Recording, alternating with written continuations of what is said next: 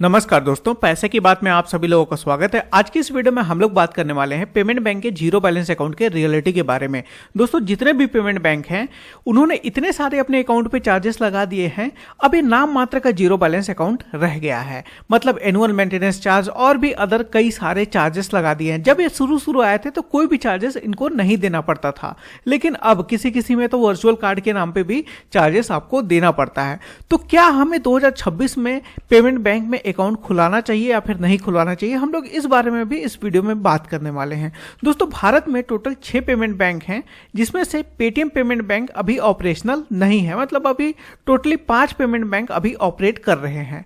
यदि हम पांचों पेमेंट बैंक का देखें तो पहला तो हो गया, एक एनुअल मेंटेनेंस चार्ज लगा देते हैं या फिर क्वार्टरली मेंटेनेंस चार्ज लगा देते हैं अकाउंट पे। मतलब इनका अकाउंट यदि आपने खोल लिया तो ये चार्जेस आपको देना ही है। इसके बाद में फिर है एसएमएस चार्ज। एसएमएस चार्ज तो ऐसे सभी बैंकों में लगता है, लेकिन एसएमएस चार्ज इनका काफी हाई भी है। इसके अलावा वर्चुअल डेबिट कार्ड का भी चार्जेस कुछ बैंक अभी लगाना चालू कर दिए हैं, और साथ में कुछ बैंक अभी सीख रहे हैं और वो लोग भी लगाना चालू कर देंगे। इसके बाद में फिर है जो फिजिकल डेबिट कार्ड आप इनसे लोगे उसका चार्जेस काफी इन्होंने हाई रखा हुआ है, जबकि नॉर्मल बैंकों में आपको कम चार्जेस का सेम टाइप का डेबिट कार्ड आपको देखने को मिल जाएगा। यदि हम पेमेंट बैंक के चार्जेस के बारे में बात करें तो एयरटेल पेमेंट बैंक का आपने अकाउंट ओपन कर लिया तो आपको 50 रुपए प्लस जीएसटी, मतलब लगभग 60 रुपए के आसपास आपको पर क्वार्टर देना ही पड़ेगा। इसके बाद में फिर है आपका 35 पैसा पर एसएमएस आपको चार्ज लगेगा, जो भी आपका ट्रांजेक्शनल मैसेज आएगा। इसके बाद यदि आप डेबिट कार्ड लेते हैं तो आपका इशू कराने का 349 रुपए प्लस जीएसटी लगेगा, और annual maintenance charge 299 plus GST आपका लगेगा। ये मास्टर कार्ड देते हैं, डोमेस्टिक मास्टर कार्ड है इनका, तो वैसे एक तरह से कहा जाए तो थोड़ा सा नॉर्मल ही चार्ज है, मतलब बहुत ज्यादा इनका महंगा चार्ज नहीं है। और वर्चुअल डेबिट कार्ड का इनका कोई भी चार्जेस नहीं लगता। वहीं हम इंडियन पोस्ट पेमेंट बैंक का देखें तो अभी तो देखो इनका जीरो चार्जेस है अकाउंट मेंटेनेंस चार्ज, लेकिन ये भी अभी कुछ टाइम के बाद में लगाना चालू कर देंगे। इसके बाद में फिर है इसका 10 रुपया प्लस जीएसटी पर क्वार्टर का इनका चार्जेस आपका जाता है। मतलब एसएमएस आए या फिर ना आए आपको देना ही है 10 रुपये पर क्वार्टर। इसके बाद में फिर इसका वर्चुअल डेबिट कार्ड का 25 रुपये का आपका एनुअल चार्ज लगेगा। मतलब यदि आपने इंडियन पोस्ट पेमेंट बैंक का अकाउंट ओपन कर लिया तो आपको वर्चुअल डेबिट कार्ड वहां पे लेना ही पड़ेगा, क्योंकि वर्चुअल डेबिट कार्ड नहीं लोगे तो यूपीआई नहीं चलेगा। उस वर्चुअल डेबिट कार्ड का आपको 25 रुपये प्लस जीएसटी आपको देना पड़ेगा पर एनम। इसके बाद में फिर हम देखते हैं जियो पेमेंट बैंक। जियो पेमेंट बैंक अभी तक चार्जेस नहीं लगा रहा था, लेकिन अब नेक्स्ट महीने से इनका चार्जेस लगना चालू हो जाएगा। ये लगभग 25 रुपए प्लस 18% जीएसटी ये लोग पर क्वार्टर, मतलब हर 3 महीने में ये लोग काटेंगे। इसके अलावा इसका एसएमएस चार्ज है 25 पैसा पर एसएमएस, जो कि पहले जीरो था। और इनका डेबिट कार्ड सबसे महंगा है। ये रुपए प्लेटिनम डेबिट कार्ड ऑफर करते हैं, जिनका 338 रुपए प्लस जीएसटी, मतलब 400 रुपए इंक्लूडिंग जीएसटी आपका पर एनम का चार्ज लगेगा, और साथ में जब आप इशू कराओगे तब भी आपका चार्ज लगेगा। इसके बाद में फिर है फिनो पेमेंट बैंक।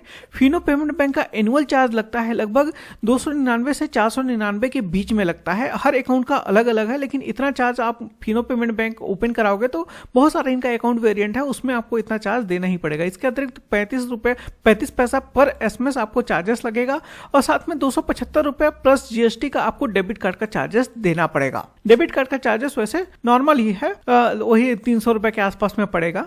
और इसके बाद में फिर है NSDL payment bank. NSDL payment bank में आपको 5 रुपए पर मंथ का आपको अकाउंट मेंटेनेंस चार्ज देना पड़ेगा, मतलब कि वही 25 रुपए पर क्वार्टर के आसपास में, मतलब जितना जियो चार्ज लेगा उतना ही आपको देना पड़ेगा। इसके अलावा इसका जो डेबिट कार्ड यदि आप लेंगे फिजिकल डेबिट कार्ड, उसका 300 रुपए प्लस जीएसटी आपको देना पड़ेगा। इसके बाद में फिर आता है पेटीएम पेमेंट बैंक, जो अभी ऑपरेशनल नहीं है, लेकिन इनके भी वेबसाइट में इन्होंने अपडेट कर दिया कि 15 रुपए पर क्वार्टर का जब भी ये पेमेंट बैंक आएगा तब आपको देना पड़ेगा। तो मतलब लगभग सारे के सारे पेमेंट बैंक ने लगभग अपना एएमसी चार्ज यहाँ पे इंट्रोड्यूस कर दिया है। इसके अलावा पेटीएम पेमेंट बैंक में भी 35 पैसा पर एसएमएस आपको चार्जेस देना पड़ेगा अभी जब नया आएगा। इसके बाद में फिर डेबिट कार्ड का एनुअल मेंटेनेंस चार्ज, जो अभी नहीं लग रहा है, 250 रुपए प्लस जीएसटी। जब ये ऑपरेशनल होगा तब ये चार्ज लगेगा, और हो सकता है कि बढ़ भी जाए। तो मतलब यदि आपने पेमेंट बैंक में अपना अकाउंट ओपन किया, चाहे जो भी पेमेंट बैंक हो, वहां पे 300, 400 रुपए, 500 रुपए तक आपको एक्स्ट्रा अलग से आपको इनको देना पड़ेगा अपने अकाउंट को मेंटेनेंस करने के लिए। वहीं पे यदि हम देखें कि बहुत सारे अब पीएसयू बैंक लगभग सभी, एक आध को छोड़ के, जैसे अभी यूको बैंक ने इंट्रोड्यूस नहीं किया है शायद, लगभग सभी के सभी बैंक अभी जीरो बैलेंस अकाउंट अपना ऑफर कर रहे हैं। लेकिन पेमेंट बैंक हम क्यों यहाँ पे खोले, और इनका एनुअल मेंटेनेंस चार्ज जैसा कुछ भी चार्जेस यहाँ पे नहीं है, और कई लोग तो यहाँ पे अपना एसएमएस चार्ज भी खत्म कर चुके हैं। जैसे एसबीआई ने अपना एसएमएस चार्ज खत्म कर दिया है, बैंक ऑफ बड़ौदा ने भी शायद अपना एसएमएस चार्ज को खत्म कर दिया है, और भी कई सारे बैंक कर रहे हैं।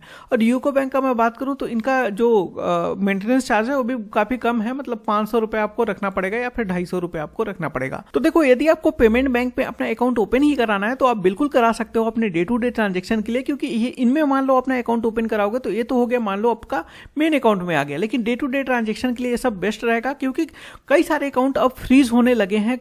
जब भी मतलब किसी से रिसीव वगैरह करते हो, यहां तक कि 50 रुपए के लिए भी रिसीव करोगे तो आपका पूरा का पूरा अकाउंट यहाँ पे फ्रीज हो जाता है। तो इसीलिए आपको डे टू डे ट्रांजेक्शन के लिए पेमेंट बैंक सही रहेगा। यदि फ्रीज भी होता है तो उतना ज्यादा फर्क नहीं पड़ेगा, और आराम से आप इनको एक्टिव कराने के लिए कुछ ना कुछ कर सकते हो।